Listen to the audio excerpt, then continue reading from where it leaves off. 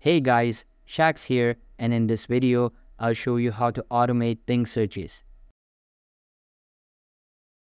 First things first, open any preferred browser on your computer and search for Reward Search Automator. After that, access the top web link in the search results, and you will be redirected to the home page of the Chrome Web Store. Once you are on the Chrome Web Store page, look for the Add to Chrome button.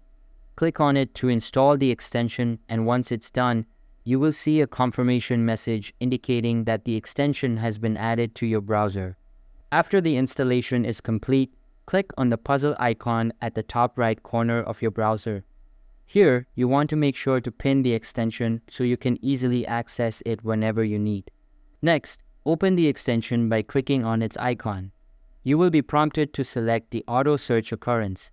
This option allows you to set how often you want the extension to perform searches for you.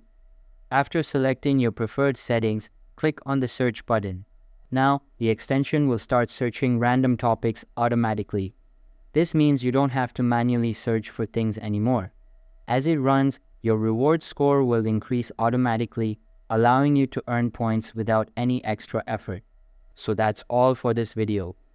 If this video was helpful, don't forget to subscribe and hit the like button. Thanks!